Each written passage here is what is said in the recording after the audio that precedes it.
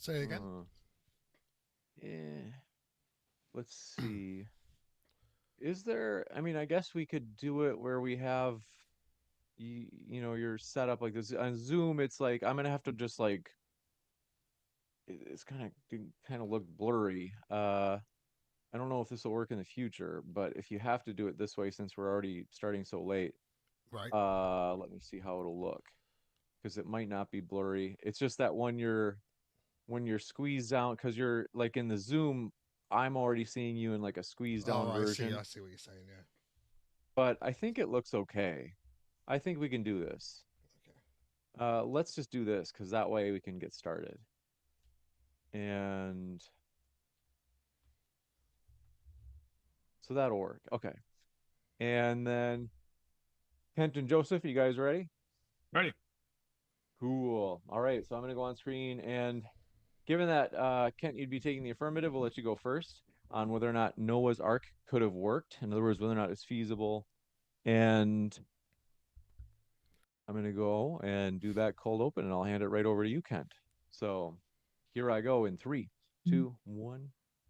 Hey, everybody. Today we're debating could Noah's Ark have worked? And we are starting right now with Kent's opening statement. Thanks for being with us. The floor is all yours. Well, thank you, sir. My name's Kent Hovind. I live in Lenox, Alabama at Dinosaur Adventureland, straight north of Pensacola, 70 miles. I've been a Baptist preacher 52 years, been a Christian 57 years. I taught high school science and math for 15 years. And yes, I believe the Bible is literally true and scientifically accurate. God made everything in 6 days. The Bible said in the last days there would be scoffers who would be willingly ignorant of the creation and the flood. They don't like to talk, they don't like to admit God created the world because that would mean he owns it. He might have some rules and they don't like his rules. They don't want to admit there was a flood, overflowed with water, because that would indicate God has authority to judge his creation. And he did, and he would do it again anytime he wants. And they're ignorant of the coming judgment of God, it says in 2 Peter chapter 3. So the creation was about 6,000 years ago. The flood was about 4,500 years ago. Noah built a boat and put two of each kind, not two of each species, two of each kind onto the ark. And he only had to bring those in whose nostrils is the breath of life, and those on land. He didn't bring fish on the ark. They got plenty of water outside. He didn't bring insects. They don't have nostrils. They breathe through their skin. Some insects might have been there, but he didn't have to bring them. So the current estimate is there are 8,000 kinds of animals. Man has always tried to classify things. The animals don't care that we're classifying them, nor do they know. We made up the system, kingdom, phylum, class, order, family, genus, species, Carolus, Linnaeus. The animals don't care. They know what to look for in a mate. We have on our North 40 the cows mixed up with the donkeys, mixed up with the sheep, mixed up with the raccoons and the possums and the armadillos and squirrels. They know what to look for in a mate. And they don't even know what they look like, but they know what to look for. The Bible says they'll bring forth after their kind. So there are about 8,000 kinds of animals. Noah, being 600 years old when God closed the door on the boat, would be smart enough to know, bring babies of everything. So the idea of Noah fitting all these animals on one boat is not a problem physically for the size, nor is it a problem for the water or the any other. I don't know what he's going to bring up today. Donnie's going to bring up, or Daniel's going to bring up, but I think I can handle any of the questions. See, but keep in mind the disparity here. We're not asking for the whole world to pay for our religion. We believe in the flood. We're not asking for that to be paid at taxpayer expense in the schools. The atheists and evolutionists are demanding that everybody pay for their religion to be taught. Evolution is a religion. You have to believe in it. You have to believe that all the animals in the world came from an amoeba, which came from a puddle of water that got rained on the hot rocks. They believe we came from a rock. All the animals came from a rock, and they evolved slowly over billions of years. So, Daniel, the difference between our two beliefs is miles and light years apart. There's no comparison. Yes, I believe firmly God made Noah. God told Noah to build an ark, gave him the dimensions of what size to build it, and he could easily fit two of each kind. All the animals at the time of the flood, if you read the Bible, were vegetarian. Didn't have to have no carnivorous animals until after the flood, Genesis chapter 9, when the animals became afraid of man. Plus, he bring babies. Many animals, when they get in captivity or confined to places like an ark, they get lethargic. They hibernate or estivate or torpor, different kinds of calm down, lay down, and sleep most of the time. So there's about 7 different ones, I think. Joseph, I should get that slide in here. Yes, I believe it's very feasible, and it's much more feasible than saying all the animals came from an amoeba, which came from a rock. That's much more feasible. So I take the position the Bible is literally true and scientifically accurate. God made everything in 6 days, like he said he did. And We have a lot of stuff on our website, drdino.com on that. We're on Rumble and Facebook and all these different channels, everything except YouTube. They keep taking us off. But go to drdino.com and watch my videos. Okay, Daniel, I'd like to hear what you got to say about this. I never met you, but go ahead. Thank you very much for that opening. And we indeed will kick it over to Daniel. Just a quick housekeeping note or two. First, folks, check out Kent's and Daniel's links in the description box below. We are a fully neutral platform hosting debates on science, religion, and politics. We hope you feel welcome no matter what walk of life you're from. And if you haven't heard, if you've been living on a cave on Mars and you've had your fingers in your ears, as you can see at the bottom right of your screen, DebateCon 8 Modern Day Debate's official flagship conference is happening July 25th and 26th. Andrew Wilson, Destiny, you name it. We have a stacked card. Check out that link for that event in Dallas. With that, we'll kick it over to Daniel. Thanks for being with us. Daniel, the floor is all yours for your opening as well. Yes, thank you very much. Thanks for having me here again, James. I do appreciate it. It's been a while since I've been on the Monday debate, and I'm looking forward to debating Kent because it's a crazy topic to sort of debate on. But I mean, we're all here to have fun and see what everyone's got to say about this. But I mean, look, I'm going to be arguing the story of Noah's Ark. While culturally significant and meaningful to many, it's not a real historical event. It's important to make sure everyone understands what the story actually claims, because not everyone grew up hearing about it in detail. According to the traditional account, thousands of years ago, the entire earth was covered by a global flood. One man, Noah, was instructed by God to build a massive wooden boat large enough to hold his family and every species of animal on the planet. The story says he gathered them all, kept them all alive for months, and then released them to repopulate the world once the waters receded. It's a dramatic and powerful narrative, but when we examine it through the lens of science, history, basic logistics, the story simply doesn't hold up as a literal event. First, there is no geological evidence that a flood ever occurred. The Earth's layers, fossils, and rock formations tell a completely different story.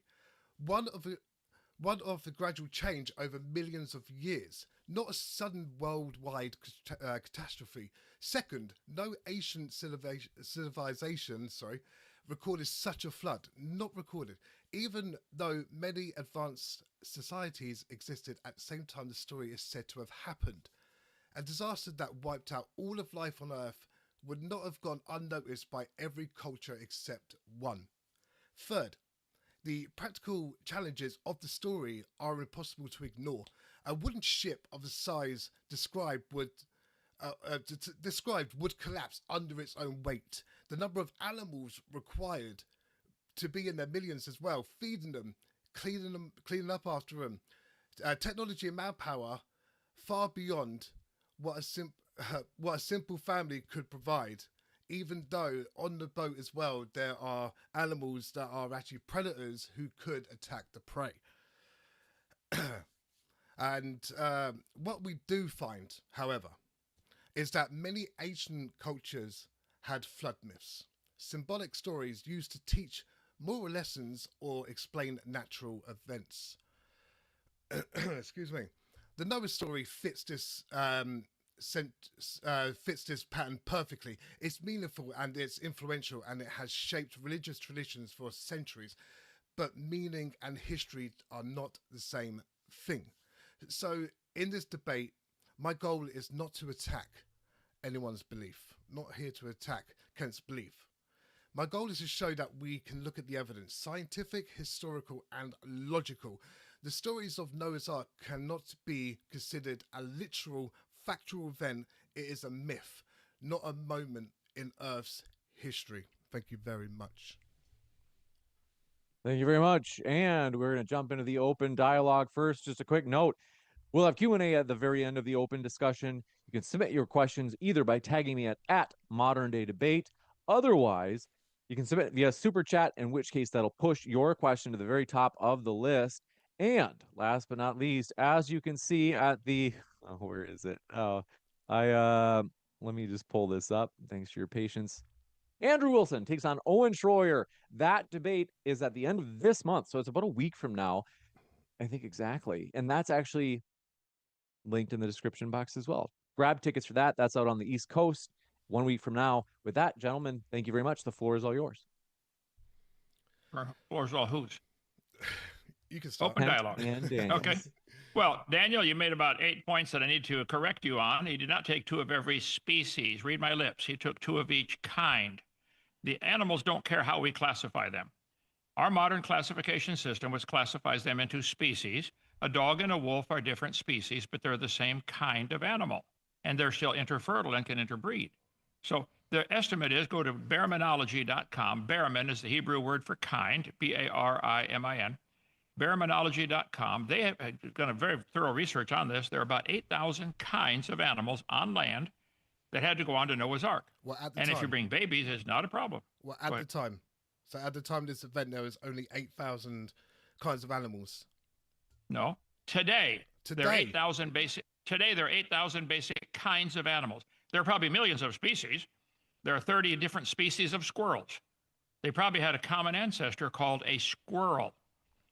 Noah didn't bring 30 pairs of squirrels on the ark. He brought a squirrel kind, and they have now diversified.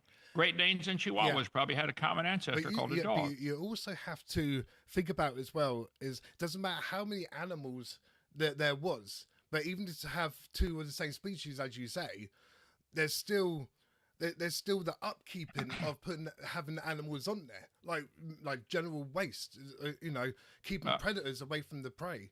There's You're changing topics, Daniel. Can they fit on the ark? Yes, 8,000 kinds of animals they're all how babies. How big was the ark? 515 feet, using the Egyptian cubit, which Moses wrote the story. What length? Length 515 feet long, 51 feet high, 75 feet wide. 515 feet long to fit that many animals. What about its depth? What about what? Depth. Oh, the depth. Well, the dimensions are given in Genesis chapter 6 when he told him to build the boat. But see, if the animals, and there were no predators, you've said that about 4 times now. Listen to me. There were no predators. Read the Bible story carefully before you criticize it. All the animals were vegetarian. The first chapter in the Bible, Genesis chapter 1, God said the animals are going to eat fruit or herbs, vegetables. Later, they became carnivorous.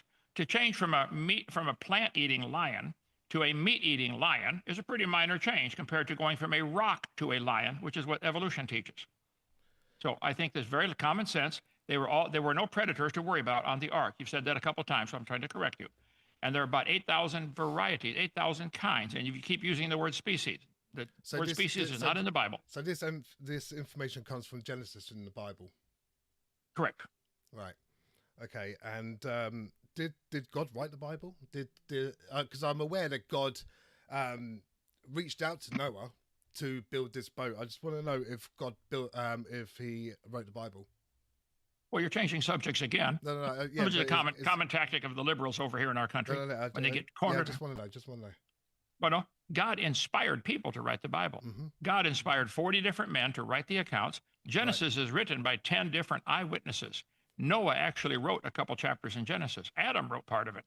Watch my video number 7. So this historical event was only recorded in the Bible, was not recorded anywhere else? There are 400 flood legends from around the world. Almost every culture that has ancient roots, China, India, etc., they all talk about there's a flood legend. They said there was a time when the world was destroyed by water. So you are not correct to say it's only in the Bible. There are 400 flood legends. There's a list of all of them on lostworldmuseum.com and on answersingenesis.com. You can look them up, Google it. Yeah. Why would 400 cultures have a legend or story about a world being destroyed by the flood? Why would 400 different cultures do that? You keep saying there aren't anymore. You're either mistaken or you're deliberately misleading people. Right. Yes, there are 400 flood legends from around the world. But the thing is, there isn't enough water to flood the entire Earth. One drop of water would cover the Earth if you spread it real thin. Right now, the oceans average 12,000 feet deep. I Yeah, taught but earth science 15 years. yeah, you say that, but If you wasn't the heights of the water over mountains as well? Wasn't the whole thing sort of flooded? okay, this may be hard to understand over there. Now listen, if you smoothed out the world and there weren't any mountains, if the world were smooth, it would be there's 8,800 feet of water everywhere.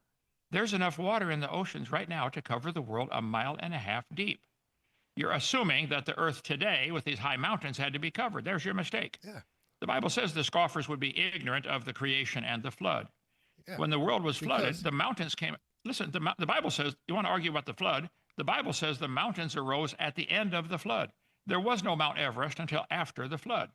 The crust of the earth today is broken up into plates, and those plates are still flexing, moving around. That's why we have earthquakes and volcanoes and stuff.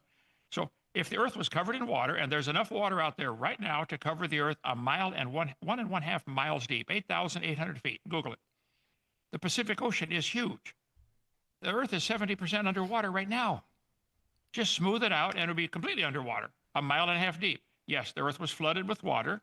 And at the end of the flood, Psalm 104 tells us the mountains arose, the valley sank down, and the water ran off. It's interesting. Nearly all the mountain ranges follow the coastline. So what happened to the water then? Did it? It's still here. It's in the oceans. Take a cruise. Yeah. But the whole Earth was flooded. The whole of it. Correct. That's why he built the Ark. So correct. So where's that? There was that water gone. Wait, what? I don't. The water is. Well, I don't get. I know you don't get it. No. What I'm trying to say is I don't understand where the remaining water is if we've got 70% of water now. So where did it go? I'm baffled by this, Donnie. The Earth is 70% underwater right now, and it averages 12,000 feet deep. If the Earth were smoothed out and the mountains weren't there, if the Earth would just smooth everything out, the water would be 8,800 feet deep instead of 12,000, and it would cover the whole world. It's a simple physics, third grade science set. The Earth, there's 1 cup of water would cover the world if you spread it real thin. There's enough water out there right now to cover the entire Earth, 8,800 feet deep. Google it. So yes, the water from Noah's flood is still here. It's in the oceans, we call them, Pacific, Atlantic, and Indian. Have you tried Googling if there was a geological flood that's been recorded? Except for reading Genesis. I just told you a couple times. Hey, one more time. There are 400 flood legends from countries around the world. Why would the Chinese, who don't know anything, or didn't know anything about the Bible, couldn't care less, why would the Chinese have a flood legend? They say the world was destroyed by a flood and one family was saved in a boat. One of the Indians. Well, in the boat that they had to. I do want to just jump in just because we could have a debate on whether or not the flood happened too, but in particular about the Ark. I just know that if folks click expecting it specifically on the Ark, they're going to say this is more broadly on whether or not the flood happened. And so the feasibility of the Ark, like whether or not it can hold all the animals, the food, whether or not they can get rid of the waste fast enough, all that stuff, are going to redirect us in that direction. All right. Well, I'd say that the Ark's construction was impossible. Because the dimensions of the wooden ship is far too large for any humans to be built at the time. That's what I think anyway. Okay. Exactly. I mean, there was Noah. I think there was 8 people on Noah's Ark, and they built that boat. They built the boat before the flood actually came in? Is that the whole story behind it? Okay, listen very carefully. There were 8 people that went on the boat. Noah could have hired 40. Okay. Listen to me. Yeah. Noah could have hired 40,000 people to help him build. And they decided they didn't want to go. They didn't believe him. I can hire people to build anything I want here. The people build a crazy project. They may not believe in it. So we don't know that only 8 people built the Ark. Listen to me. We know that 8 people went on the Ark. Yes, we don't know that 8 people built it. These people were living to be 900 years old, according to the Bible, and there are many ancient legends of a golden age. Just Google golden age. Many cultures that don't care anything about the Bible said, man used to live to be 1,000. Well, the Bible says more like 900. So why would there be golden age legends all over the world? Why would there be flood legends all over the world? I think because there was a flood.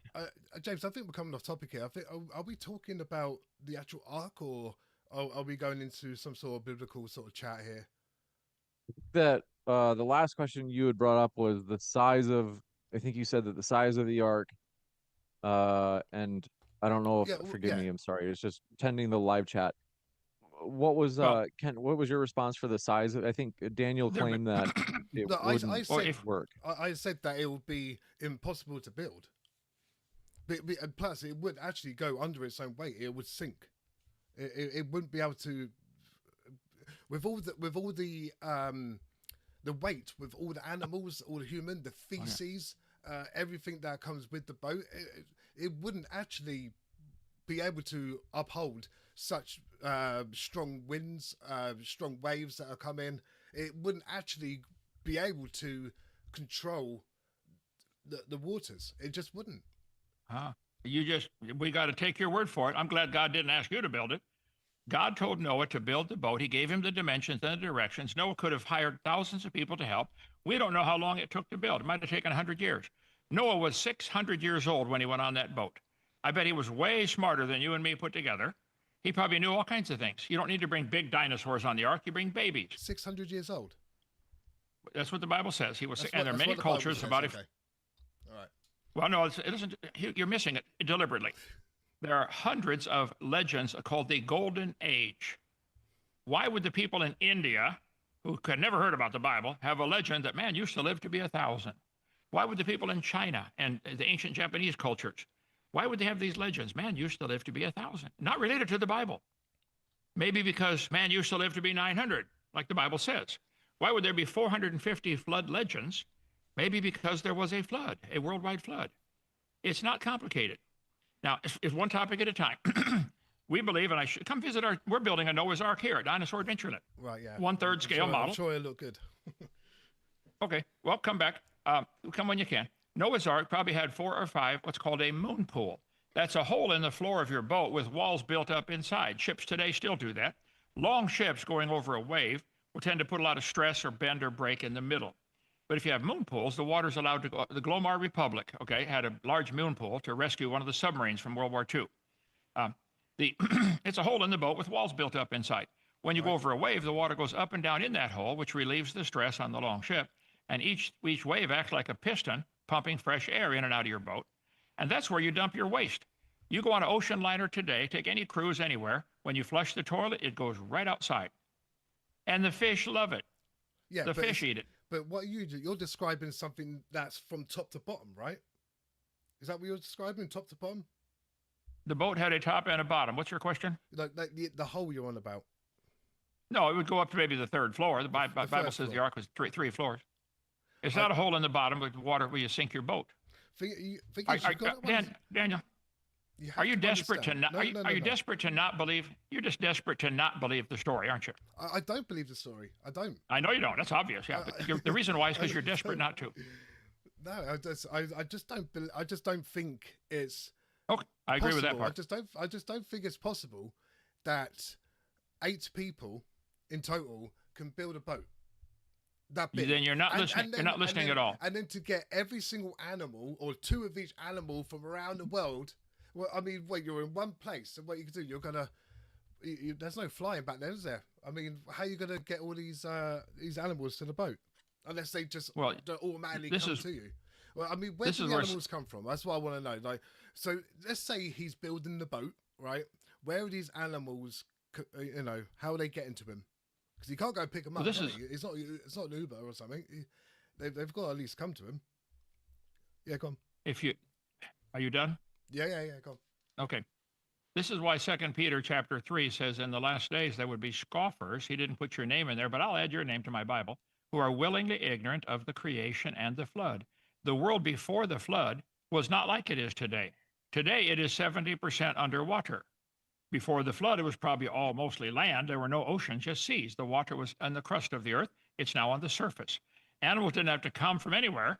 They were all, if you had a perfect world with animals, everything friendly, you'd have kangaroos and koala bears and everything living in nearby. The Bible says God brought them to Noah. 2 of each kind, a pink one and a blue one, came to Noah. He didn't have to go get anything. Noah might have taken 100 years to build that boat. Being 600 years old and having met his great-great-great-great-grandfather, all of them, you can see the chart here, Joseph, put that up. The people before the flood are living to be 900. Noah could have gathered information on how to do all kinds of things. And yes, there are thousands of wooden boats, millions of wooden boats have been built through history. Daniel, you need a little physics lesson here. I taught physics. If you load a boat down with some weight, it goes down into the water and it displaces. They call it the tonnage. They measure ships, but how much water does it displace? Boats float all the time, all over the world. You need to get out more. So Noah's Ark could easily float. If it's 515 feet long and 51 feet high, it was probably 15 or 20 feet down in the water. A boat can You take the weight of all the animals. A boat can float until it capsizes because of the amount of weight that is on it. Yeah, I agree. I'm very familiar with that. Yes, I agree. So So Noah didn't. No, he didn't have that much weight. He had probably had all babies, and a 515-foot boat, 51 feet wide, can hold a whole lot of weight. Did he have elephants on that boat? Probably babies. Yes, probably baby everything. Baby elephants. Okay, so you're. Why would you bring big ones? Say it again. The purpose of bringing babies is multiple. They eat less, they sleep more, they poop less, and they live longer after the flood. And the reason you're putting them on the boat is to have babies after the flood. So basically, to help common sense. So to help with the weight situation, to actually make the boat work, and you know, you have smaller animals of that kind. So you'll have baby elephants, or you'll have baby monkeys, or you know, anything that's or any animal that weighs quite, you know, a few ton. That you're just going to have the baby ones just to make sure that the boat can sail accordingly over the waters. Well, are you aware of the fact that babies are usually smaller than adults? Right. Okay. So yeah, just be sure to get a pink one and a blue one. I think he brought babies of everything. Why would you bring big elephants? Bring two young ones. Maybe not babies is the wrong word. Old enough to be away from mama, but not full grown yet. Okay. The biggest dinosaur egg ever found is smaller than a football.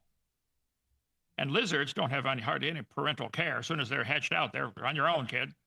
So I think Noah had even dinosaurs on the ark, probably babies. They weigh less, they eat less, they're smaller, they sleep a lot more, and they're tougher. Young ones can bounce around and get up and keep walking, where adults fall down and break. So he wouldn't bring big elephants on the ark, bring babies. It'd be silly to bring big ones. No reason for it. Why bring big giraffes? Well, it was what do you mean? Okay, I guess I know what you're trying to say. You're trying to say it doesn't matter what size the animal, fine, but you have to understand that. What would you say? 8,000 kinds of animals. Right. That was on the boat, and there was 2 of them. Yeah, 16,000 roughly animals on the boat. Yeah. Right. Okay. So if 2 of each animal, that is still a substantial bit of weight for the boat. It is. And it is. And you got to account for the food. You got to account for the actual people that are on it as well, which is probably wouldn't make a difference.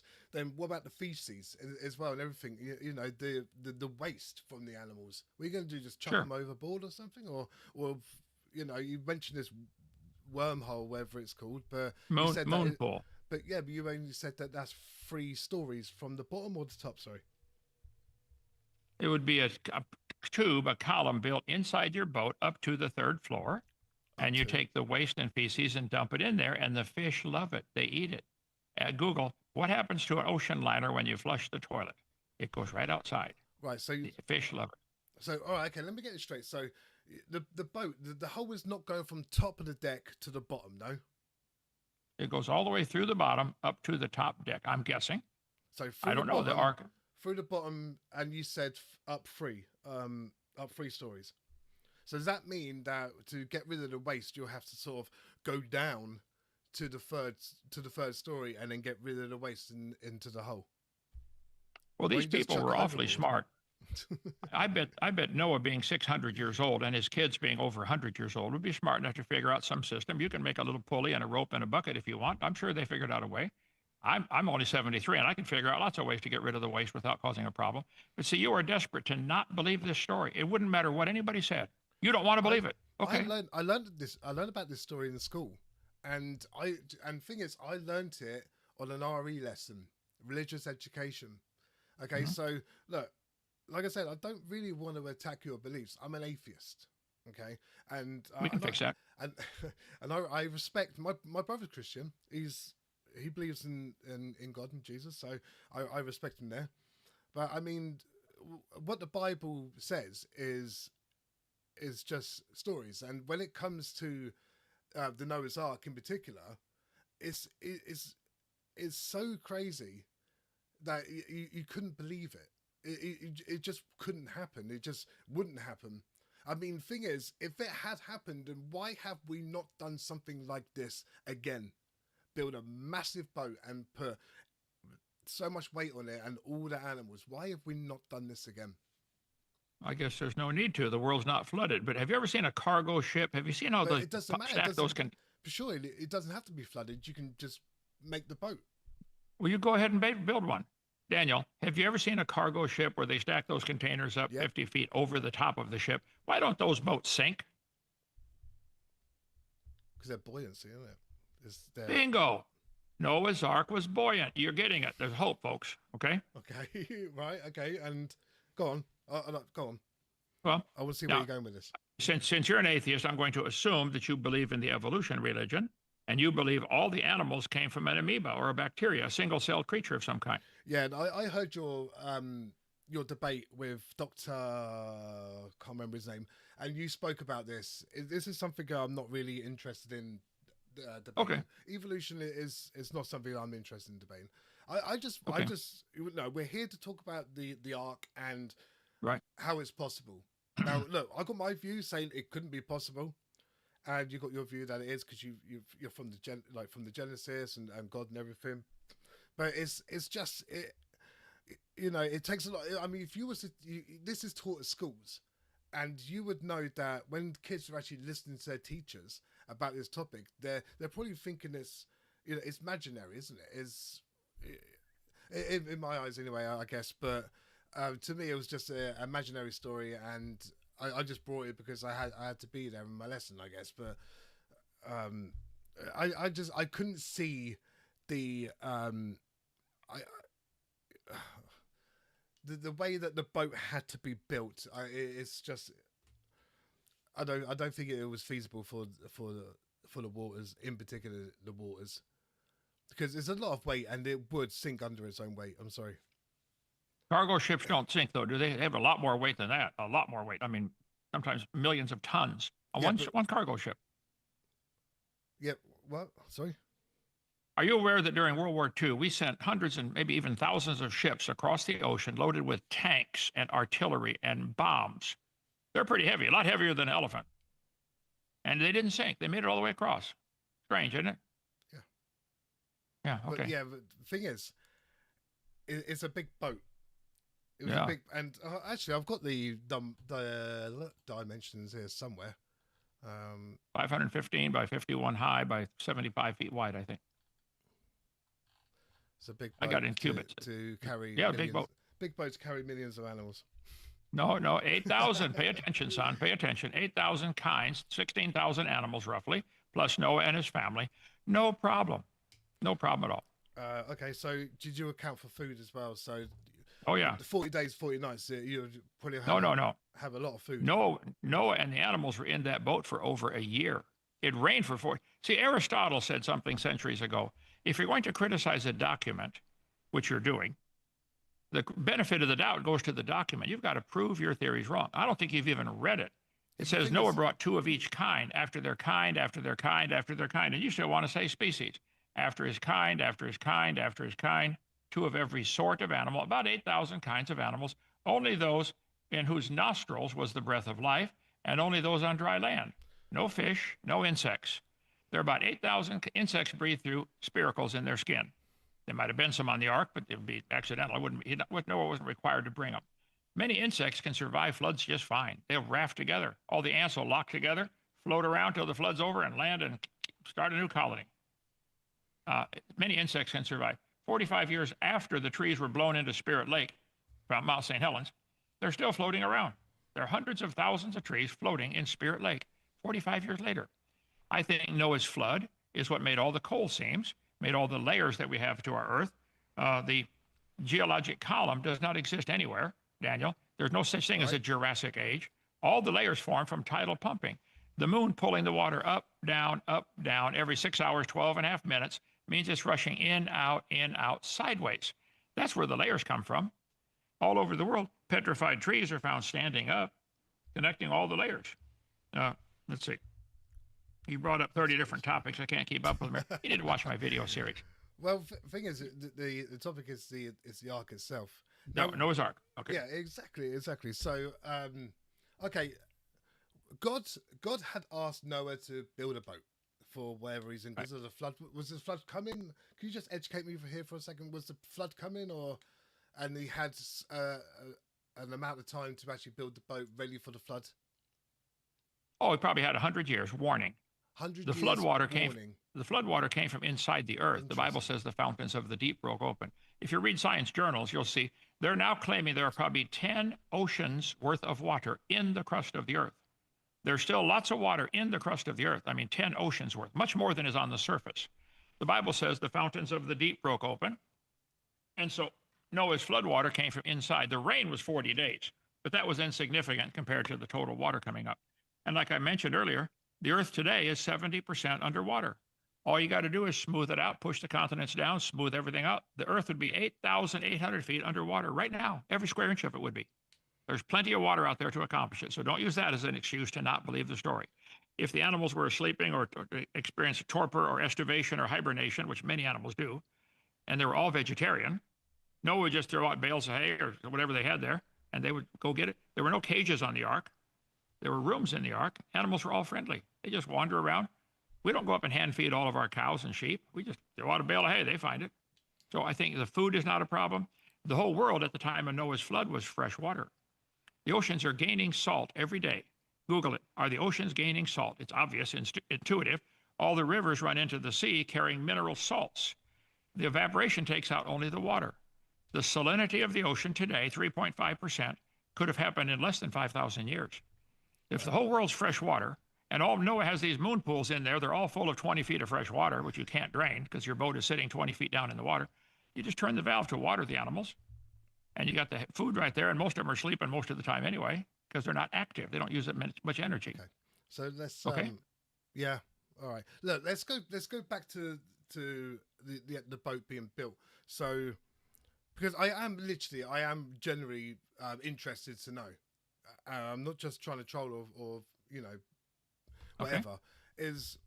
So he was told to build a boat. Where would the materials come from? There's a genuine question. Where the materials come from. The world at the time before the flood came was mostly land and mostly habitable. Today, the earth is 3% habitable. The rest is underwater, under ice, under deserts. So there were trees everywhere. Noah, like I said, was 600. They probably had technology we don't even have today. There were huge trees, just like there were fossils of huge animals, like dinosaurs. I think everything was bigger before the flood. Noah built that boat with his sons, and after the flood, our Faxad would start saying, hey, Grandpa, tell me about that flood. And that's why there are 400 flood legends still around today. Cultures you can go to tribes in Africa that have never seen a white man. And when you learn their language, learn their culture, and learn what they teach, many of them have a flood legend. Oh, thousands of years ago, our ancestors built a boat and saved all the animals on board. Now, whether you'd like to believe it or not, that is the fact. Google flood legends. There are 450, I believe, that have been discovered. So the ocean was all fresh water. You don't have a problem with you don't bring water on board. Animals are mostly lethargic or into various stages of torpor, they call it. They don't eat much, which means they don't poop much. And Noah could easily take care of the waste by dump it down the moon pool or throw it out the window. Had a huge window all the way around the ark, 1 cubit, 18 inches high, all the way around the whole boat. Yeah. See, this is so minor compared to believing all the animals came from a rock. So minor. Yeah, I wrote that down. That was quite that was interesting. That was very interesting to know. Well, that's what you believe if you believe in evolution. You believe you came from a rock over billions of years. Well, I don't really debate on evolution. You don't want to get into that. No, I don't want to get into the evolution. I can see why. You shouldn't, okay? I know, yeah. Well, I don't want to. You don't bring a BB gun to a rifle, to a gun smoke shot here. I'm sorry. Okay. Okay. So what are your complaints about the ark? He could easily fit the animals. There are only 16,000 animals, probably all babies. Probably most of them sleeping most of the journey. And he didn't have to bring any water. He's living in fresh water. The food is no problem. God told him to bring the food. 8 people, and he could have hired the whole neighborhood to come out and help him build that boat for 100 years.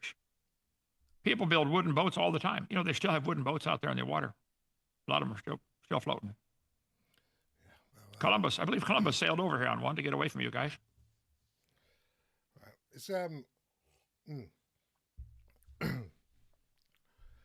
what was the weight of the boat? I'm putting notes down here because I want to know the weight of the boat, and then possibly um, with the animals on top as well. And because the boat would it wouldn't survive. It couldn't survive the waters. I mean, I know You're you sure keep, of that? I know. yeah. You keep going to the tanker ships with no, what they called the ships with the Cargo ships. yeah, the cargo ships and everything. But it's I don't know. It's just it's a bit absurd to me. But I mean, just to read something in a book that happened that there's actually no evidence of is because you know it's just storytelling from a book from a Bible. See, I don't believe in the Bible. I don't believe in God. And I everything, see so, that. I see that. That's clear. As clear as a bell. Yeah. You will one day. I don't think I will. Okay. You said there's no evidence for this flood. Are you aware of the fact? Let me find it here. That No, the but Earth has multiple. Is there any evidence of the flood away from the Bible? Yeah, we're standing on top of it. I live in a gravel pit in Lenox, Alabama that has 7 layers of gravel. It's gravel, then sand, then clay. Gravel, sand, clay. Gravel, sand, clay. This is the same profile found worldwide. We had a guy here a couple of weeks ago. There's a well driller. He said, Brother Hovind, I've drilled 12,000 feet down, and it's always the same pattern. Gravel, sand, clay. Gravel, sand, clay. Every time we turn under the moon lifts the water up, causing the high tide. Every time we do that, it makes the water rush in sideways. And it's a sideways movement of water. We say 54. Oh, 54. It's a sideways movement of water that makes all the layers. Somebody in your country in 1700 started 1830, started teaching kids the layers form from the bottom to the top, and the top layer's younger. He invented the geologic column. One of the dumbest theories in world history is the idea that the top layer is younger than the next layer below it. Where did it come from? How can the Holocene dirt be younger than the Jurassic dirt? Where did it come from? All the layers formed in 1 year by tidal pumping. If I flip this thing over, Daniel, it'll make 20 or 30 layers in a matter of minutes. Moving water automatically separates things based upon density, based upon surface friction, viscosity. So where's the layer coming from? Outer space? All over the world, Daniel, petrified trees are found standing up. Petrified trees standing up, running through all these layers. Why on earth would anybody with one functioning brain cell believe the layers are different ages? How long does a dead tree stand around in your neighborhood before it falls over? The layers all formed in 1 year. There is no geologic column. There's your evidence for the flood right there. Are we still on topic? You asked, where's the evidence for the flood? I'm telling you. Yes. We'll jump back to the, not a problem. We'll jump back to the Ark in particular. And then, okay. Folks, if you haven't yet, hit that like button. We do appreciate your support. Both of our guests are linked in the description box. Well, again, I would go back to Aristotle's dictum. Aristotle said if a person wants to criticize a document like he's doing, the burden of proof's on him. The Bible is true until it's proven wrong. We don't have to prove it's right. This book claims there was a worldwide flood and Noah built a boat. Probably took him 100 years. I don't know. He was 600 when he went on there, and he could have hired the whole neighborhood to build it. People build construction projects all the time, pick up their paycheck and go home. They don't care what you're building it for. They might have laughed at him, but they might have helped him build it. Maybe, we don't know. But the Bible says it happened, so you did not prove it didn't happen. You're just saying you don't believe. Well, that's fine, but don't call that science. I don't even call that logic, okay? This book says that Noah built a boat and survived on there for 1 year with all the animals, and I pointed out the world, you can Google it, the earth, the oceans are gaining salt. He didn't have to bring water on board. Well, yeah, he didn't have to bring. Well, actually, it would be salt water, isn't it? If you're no, you missed it. The ocean is salt water. The ocean is salt water today. It's getting saltier every day because rivers run into the ocean, bringing. No, he was in fresh water the whole time. And some animals over the last 4,500 years have adapted to salt water. We now have saltwater crocodiles and freshwater crocodiles. They probably had a common ancestor called a crocodile. There are saltwater bass and freshwater bass, and they might have had a common ancestor called a bass. Going from a freshwater croc to a saltwater croc is a minor change compared to going from a rock to a croc, which is what you have to believe. Well, I don't know. It's a crazy story to sort of wrap your head round. Not me. I believe it. No problem. I don't see any scientific problems with it. Historically, there are 450 other cultures talking about it. There must have been a flood or they wouldn't be talking about it. There's lots of evidence of giant bones on the earth. They find lizards that are 80 feet long. We call them dinosaurs. Why did the flood occur? Well, I mean, why did it have to happen? Was it to sort of cleanse the world or something? Or Yep. The Bible says God saw the imagination of men's hearts. It was evil continually. God said, that's it. I'm starting over. Wiped it out. He's going to do it again. So the flood cleaned the earth.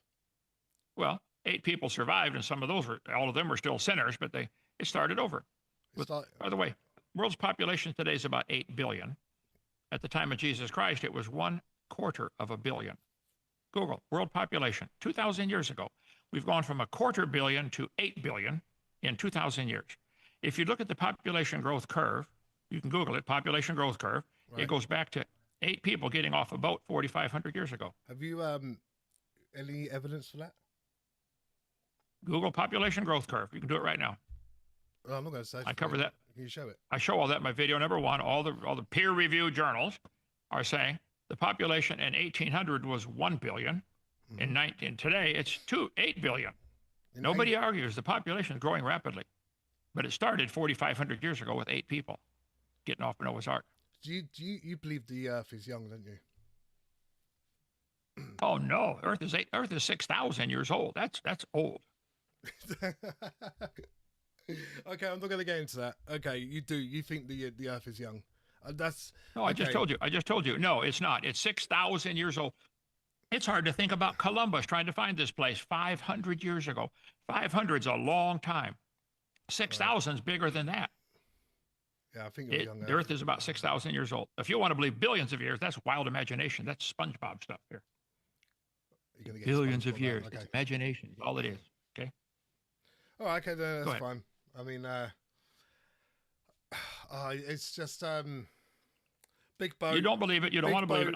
It's that simple. Big boat, loads of animals, the upkeep, the food, the waste. The fact the animals were all vegetarian, quite ironically, just so they could all survive on the boat, and after 40 days or whatever, how long you said, they can come off the boat and come onto the newly cleansed earth. I don't know. It is storytelling. You have to admit it's bit storytelling for me. No, I don't have to admit it. You don't want to believe the story, because that story clearly indicates God has the authority to judge his creation. Do you believe God's going to judge you one day for your thoughts and your actions and your words? Do you believe there's going to be a judgment day when you die for you? For me? No. Yeah. Okay. No. This might be an opportunity for us to go into the Q&A, unless if you have other topics you guys would like to cover. Well, I think we're just about to go into the God then, weren't we? Yeah. Sure. Q&A is fine with me. The thing is God is not proven. In the way I see things, God ain't proven. There's a book that's written by many that said that God did this and God is that, and I mean, if God really does exist, I know I'm digressing here, but if God really existed, then why would things like cancer exist and things like that, viruses, anything that could be harmful to life? I mean, if he really did create us and right, why would he want such bad things to happen to us in life? Wouldn't he? Well, you're onto a total, Daniel. Wouldn't he want to create a world and create people that want to live healthy throughout and not have to deal with? I thought we just, because you mentioned God, I just wanted to give you my view on it. But well, you're onto a totally new topic. Nothing to do with Noah's Ark. I did digress a bit. Okay. Yep. Let's have another debate then on that topic. Okay. God can do what he wants. The God that I worship loves people. He told us what to do. And if you disobey God and hurt yourself or get sick or some illness, you can't blame him. If you drive your car into a telephone pole, don't blame General Motors or Ford or Audi or whoever built your car. You drove it into the telephone pole. Okay. So that's another topic. But as far as the Noah's Ark, I take my stand. I believe the Bible story is true. I believe Noah built a boat. He saved all the animals on board. There's not a problem with water, not a problem with food, not a problem with space, not a problem with weight. Not a problem. If you wish to imagine there was, then okay, believe what you want. But you have not proven the Bible story is not true. You've just said you don't believe it, it's a fairy tale, it's a fairy tale. Okay. Because no But evidence. Aristotle would say you lost this debate big time. Because there's no evidence for it. There's no evidence of the flood happening and Noah's Ark happening. There's just no evidence. You have eyewitnesses who wrote down a story, said we were there, we were on the boat, we're the ones who built it. The Bible's not evidence. The Bible's not to you. It's not. No.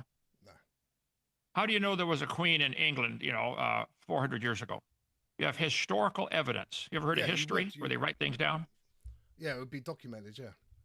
Documented. Here we go. I got a document right here that tells us it happened. Right. Okay. This might be a good time to go into the Q&A. Want to say, folks, thank you. Rescue him. Thank you very much.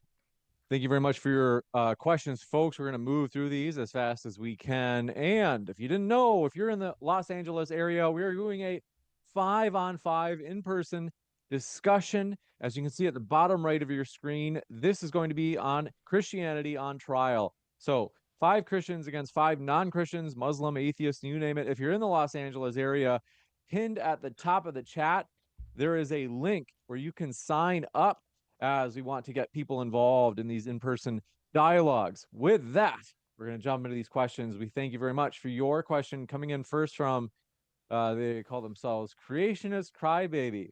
This should be good.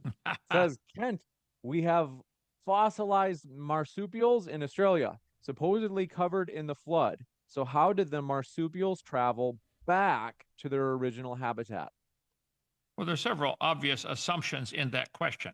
You don't know that was their original habitat. Maybe marsupials lived all over the world. Maybe they find marsupial fossils in other places, like maybe Antarctica even, So first of all, I don't think we found all the fossils in the world, okay? Secondly, I think if you look at the fossils that have been found and cataloged, you'll find they find just about every kind of animal just about everywhere. So the pre-flood world was totally habitable. Animals could live anywhere. The fact that today, at least 100 years ago, almost all the marsupials, except for possums and here in America, all marsupials were found in Australia living today. That's where the last one they survived. You need to watch my video number 6. What happened to the flood water? Where did it go? Between Australia and Vietnam, Crybaby, if you look at a map of the continental shelf, you'll find the water around Borneo, Sarawak, Philippine Islands, all those thousands of islands in there, is 30 or 40 feet deep. If you lowered the oceans right now today, if you lowered the oceans 200 feet, they average 12,000. Take out 200 out of 12,000, not much, freeze it, stick it on the North Pole, make the ice caps bigger. We know the ice caps were bigger. They came clear down to southern Illinois. There's obvious scientific evidence the Earth had giant ice caps on both North and South Pole. That would lower the ocean level.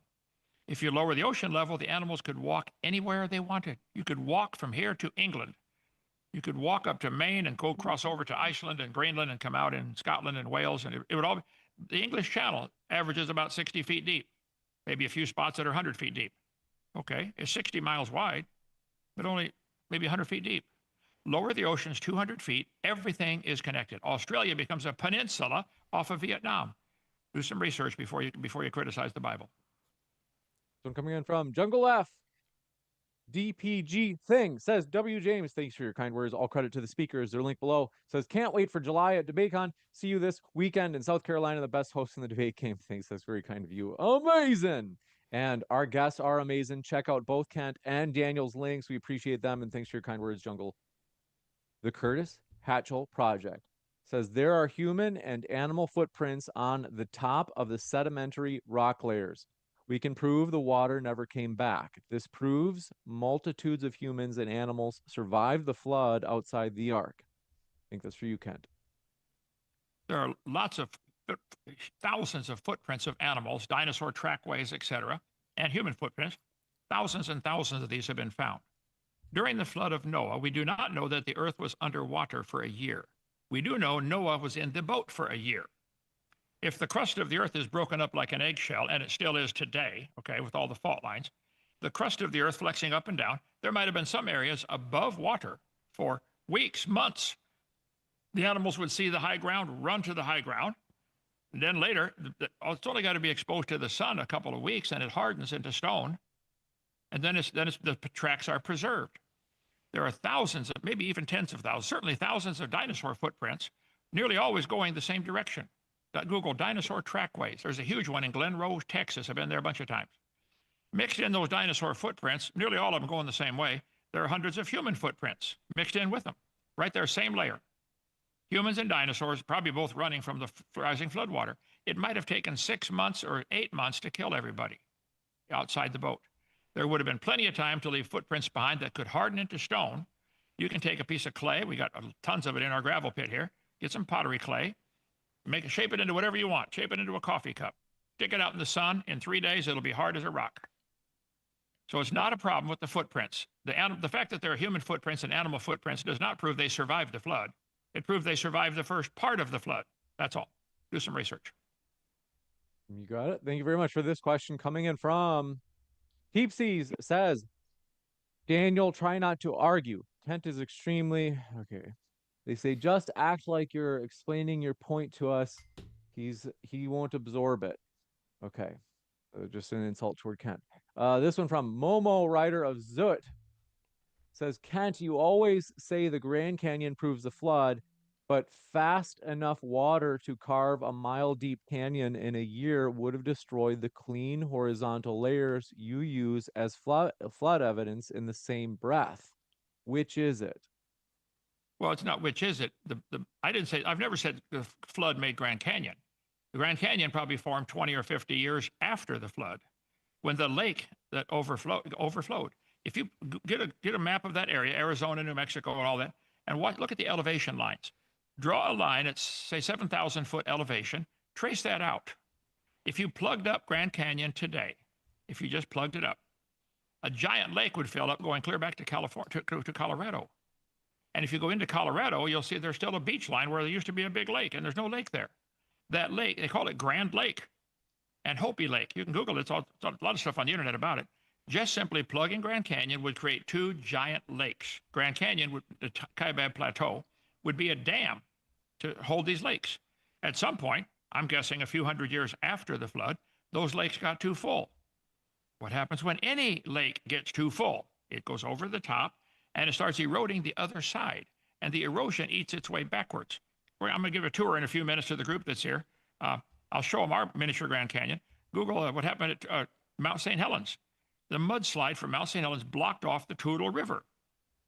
Well, you don't just block off a river without eventually a problem coming. A giant lake backed up called Spirit Lake. It got too deep, went over the top, carved out a miniature Grand Canyon, I think in 30 or 40 minutes. Let's say it happened 100 years after the flood, and all the layers of the earth were still soft. It's going to harden on top. Once the hard layer gets on top, it turns to rock, lithification.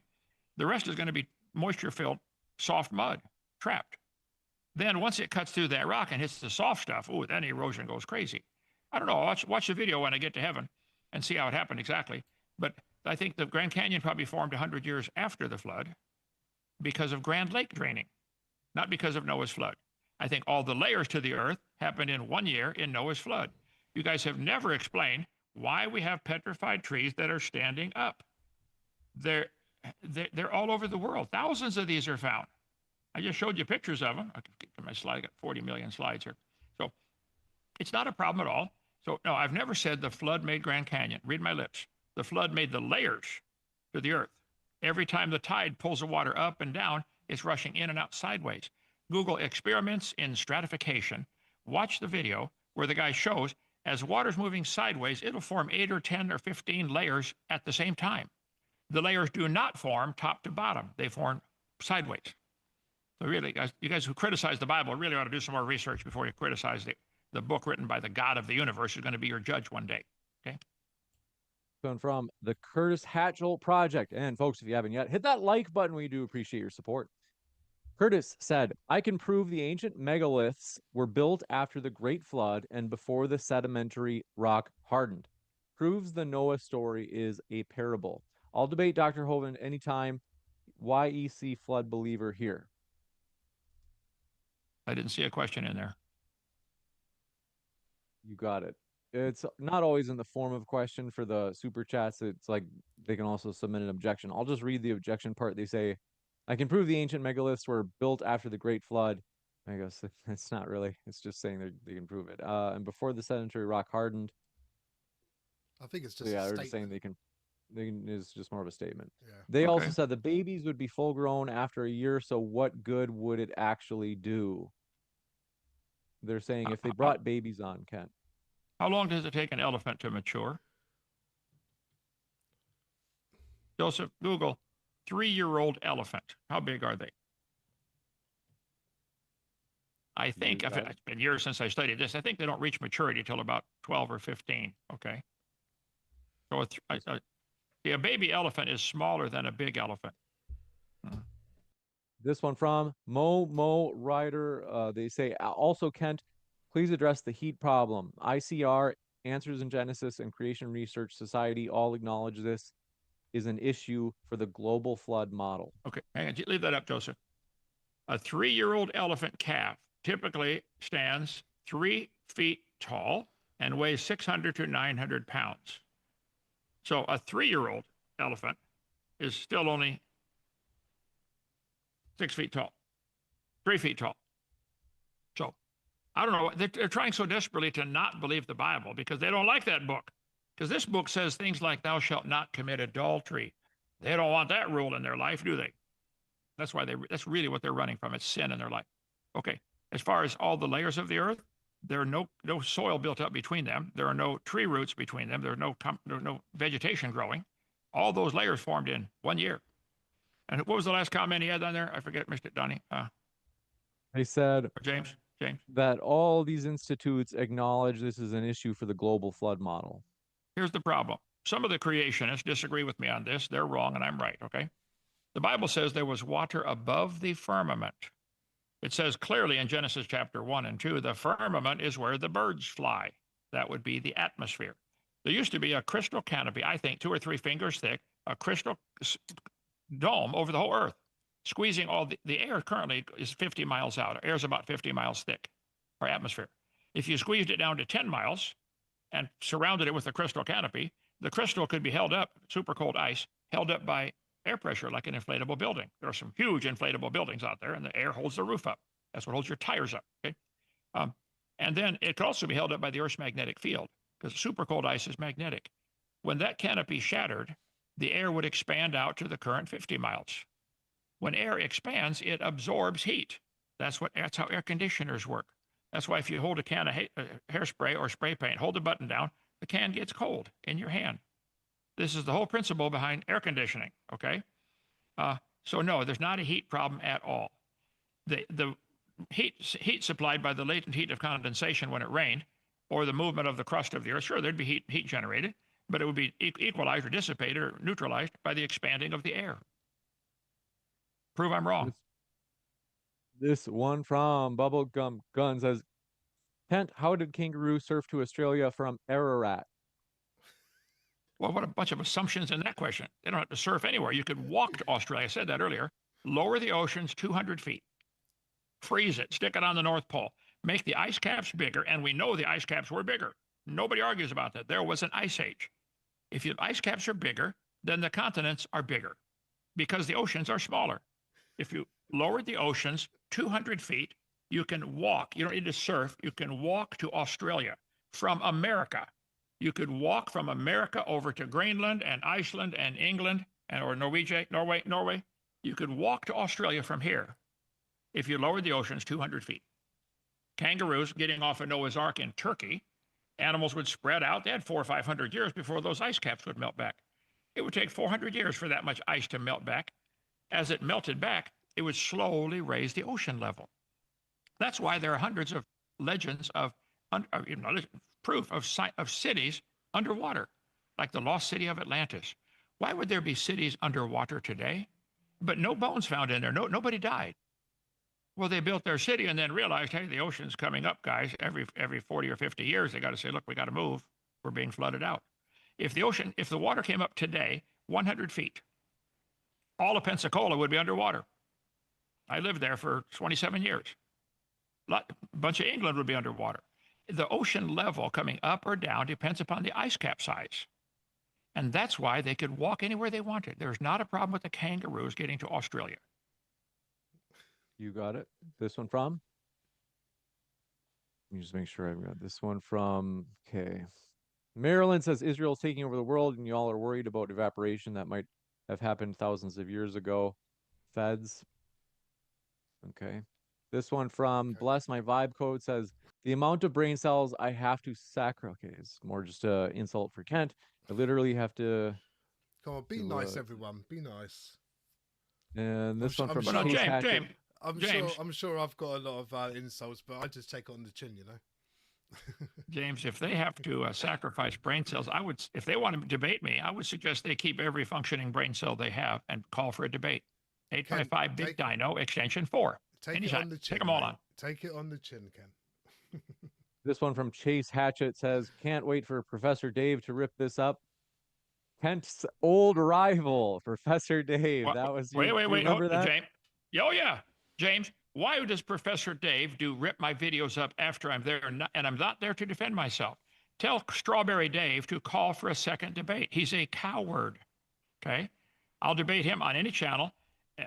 But when I shut off his mic, when it's my turn to talk, shut off my mic when it's his turn. Equal time. There is no evidence for evolution. That guy thinks he's related to a strawberry. I don't care anything he believes. I would, if he told me it was raining, I'd still go outside and look. We'll jump.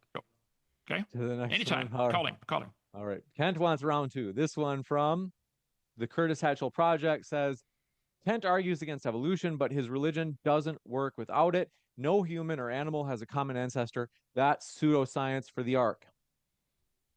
That's a generic, empty, airheaded statement, okay? We know humans produce humans. That's been observed many times, okay? We know cows produce cows. That's been observed thousands of times. We do not know that cows and humans have a common ancestor. That has never been observed. We observe. Science is what we can observe, study, test.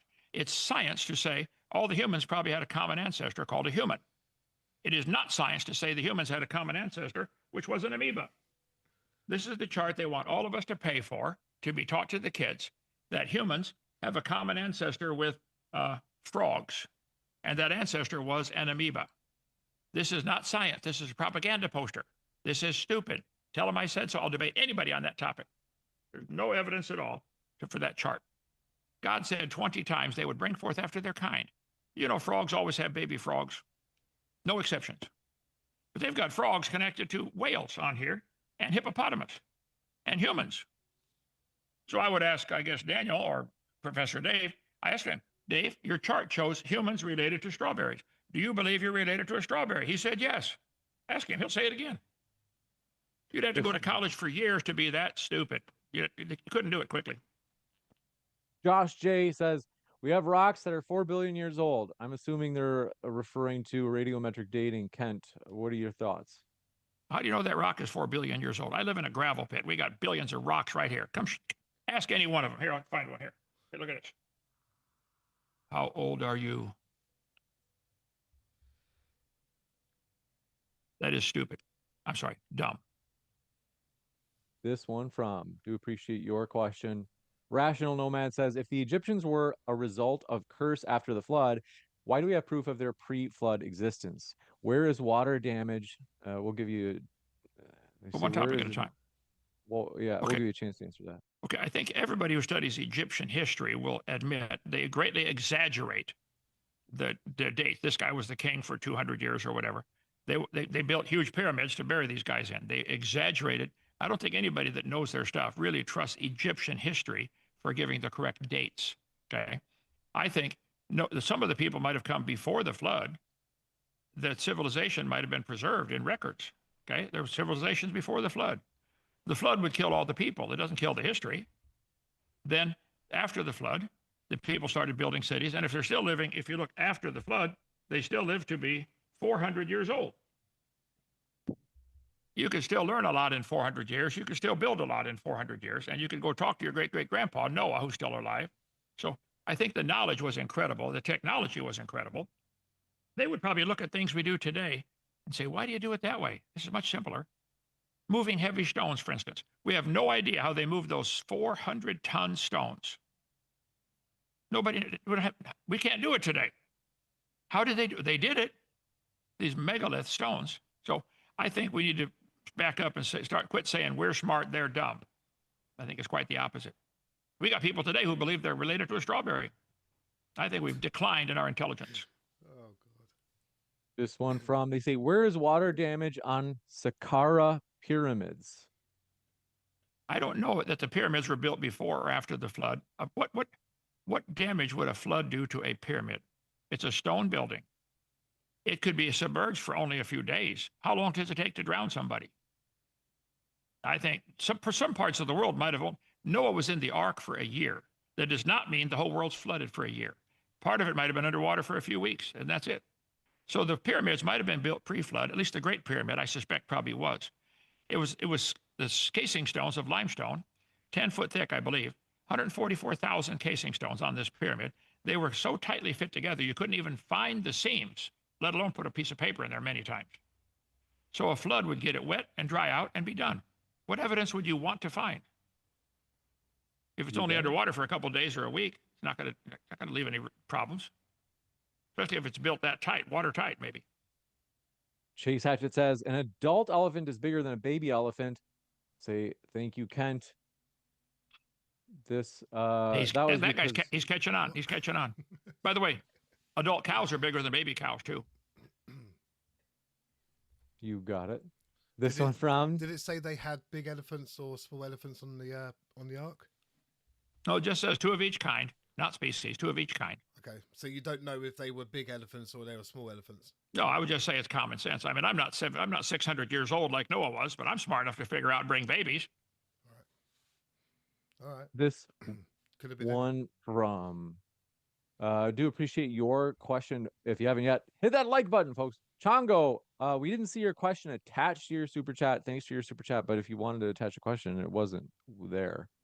We are going to do Los Chongo says, James, where's my super chat? Yeah, your super chat is the one. You didn't attach a question to it. Quick, submit it in chat while I plug the speakers. Folks, you can find both Kent and Daniel linked below. What are you waiting for? Check out their links right now. Even if you disagree with them, there's value to hearing it straight from the horse's mouth. In other words, rather than hearing someone summarize what they say, you might kind of miss something with the paraphrase. You can go straight to their channel, straight to their website, and hear it from them. And I'm going to look for Chongo's question really quick as I'm just waiting for him. If you haven't yet, hit that like button, no matter where you're watching. And also, DebateCon 8 this summer. As I had mentioned, grab tickets for that. That's linked in the description box. And if you have a TikTok, the Modern Day Debate TikTok is linked both in the description box as well as I'm going to put that in the live chat right now. Help us get to 10,000 subscribers on TikTok. We are getting progress. What do you think by the end of the year we can hit 10,000, which would be amazing? And Chongo, this is the last call. I'm going to look for your question, then I'm going to let these guys go. Chongo is like me. He's still waking up. No question attached. Chongo, so Chongo's going to the bathroom. I'm not going to keep you guys here any longer. Chongo, so we'll read a question for you for the next debate. But I want to say thank you, Kent, and thank you, Daniel. It's been a true pleasure having you guys here. Well, thank you for coming. Thank you for having us. And Daniel, I will pray that you give your heart to the Lord and get saved. I'm going to see you at Judgment Day. I'm going to stand next to you and say, Lord, I tried to tell him. Kent, it was nice to meet you. Thank you very much. Thank you for your time, James. Thank you very much. Right. It's been fun. It's been fun. My pleasure. I'll be right back in a moment, folks. Stick around. Right. I'll let you know about upcoming debates. Thanks, guys. That was amazing. I'll let you go. And but yeah, thank you. And I will get in touch with you on what Flat Earth Aussie says about that Flat Earth debate May 2nd. All right, and cool. I mean, with the with the debate we just did, I wanted to get him around the Ark itself, and what he was doing is, I'd bring up a question for the Ark, but then he's going into sort of creationism and going down that route. But I just wanted to know information about the Ark itself, and about the weight, about its durability on the water, and and everything, how we can survive all the water stuff. I mean, it just feels like he did answer, but he had an extra sort of bit to it that I felt wasn't really with my question to do with my question, but it was fun. It was nice to meet him. It was nice to meet you too. And thing is, with the I mean, I came half prepared sort of thing, and I gave it a go, and actually did enjoy it. And you know what? It was good to hear Ken and get his view on the actual the historic event that happened. So, but on the flat Earth one is it's going to be a lot better. I've got so much questions for him, and I really want some answers. So let's put it that way. Yeah. Well, it was a good debate. People enjoyed it. So thanks for coming on, and it was a fun time. And I'm going to jump back on and Yeah. give updates. But thanks again, Daniel. It was good to meet you as well. My pleasure. And I'll see you at the next one. All right. Thank you very much, mate. You take care. Thanks, you Cheerio. too.